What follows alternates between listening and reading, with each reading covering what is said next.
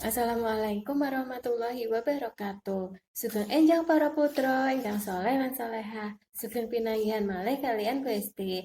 Monggo-monggo katuran unjuk syukur ing ngarsaning Gusti Allah kang akarya jagat. Awit kula lan panjenengan sedaya tasih pinaringan rahayu wilujeng lir ing sami kala.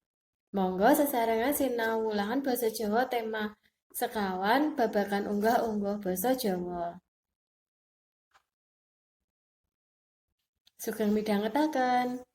Basa iku minangka sarana kanggo komunikasi, kanggo nglantarake marang sawijining maksud utawa kekarepan marang wong sing diajak guneman. Basa uga dadi sarana kanggo nglairake pangunek-unek kanthi cara tulis utawa maca. Unggah-ungguh basa inggih menika tata krama sajroning basa utawa wicara. Tujuan unggah-ungguh basa yaiku kanggo ngajeni wong liya menurut utawa miturut derajate.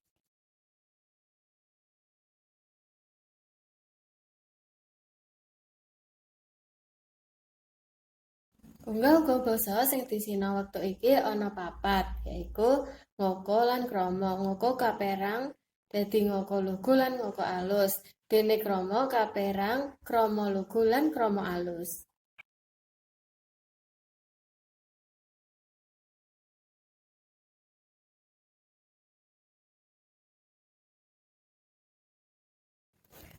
Basa ngoko lugu.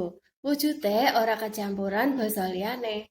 Gunane kanggo guneman sak kanca sing wis akrab srawunge. Ora ana sing perlu diajeni kayata sak pantaran. Wong kang luwih enom lan yen lagi gunandika utawa grememang.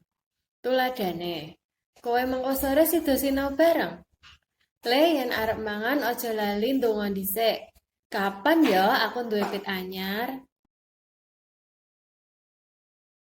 Basa ngoko alus. Wujude basa ngoko sing dicampuri basa krama inggil utawa krama alus. Sing diowahi yaiku bagian wasesa. Awujud tembang kriya utawa kata kerja lan perangane awak. Gunane kanggo guneman sak kanca sing wis akrab. Nanging luwih ngajeni kayata adi marang kakangne, kanca sing suwe ora kepethuk lan anak marang wong tuwa. Tuladhane, Pak, yen arep tindak lawange dikunci. Bu, yen arep tindak pasar tak dherekake. Mbak, yen tindak warung tak aturi mundhut gula. Mas, pundhutno buku ing toga Mas.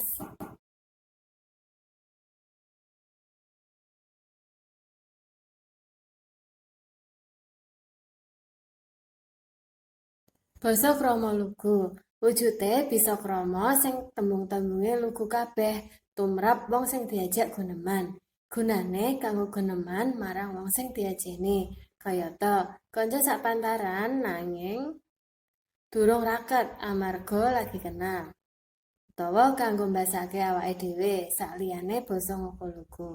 Tuladhane, sampeyan iku menawi kesah dateng kantor napa tasih kiat beto sepeda, Mas? Napa sampeyan saking desa ngriki mawon to, Mas? Kala wingi sampeyan rak sampun kula criosi, bilih kula mboten saged dhateng saderengipun jam 11.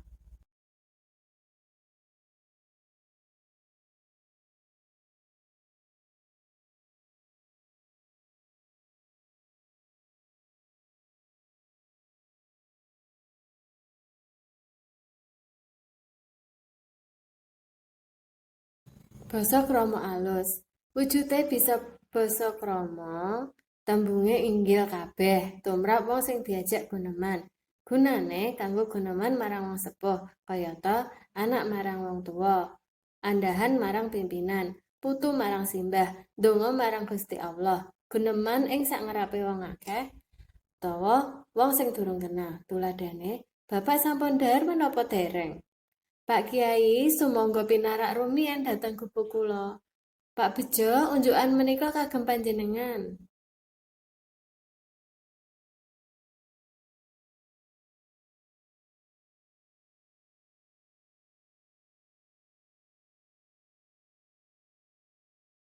Ayo disimpulke paparan ing ngarep mau. Basa dadi sarana komunikasi.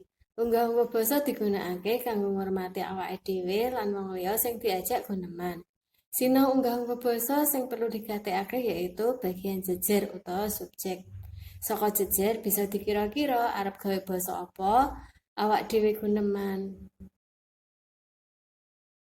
Cukup sakmene sing isa tak aturake. Nyuwun agunging pangapunten akeh luput lan kurangane. Matur nuwun lan mugi-mugi migunani. Wassalamualaikum warahmatullahi wabarakatuh.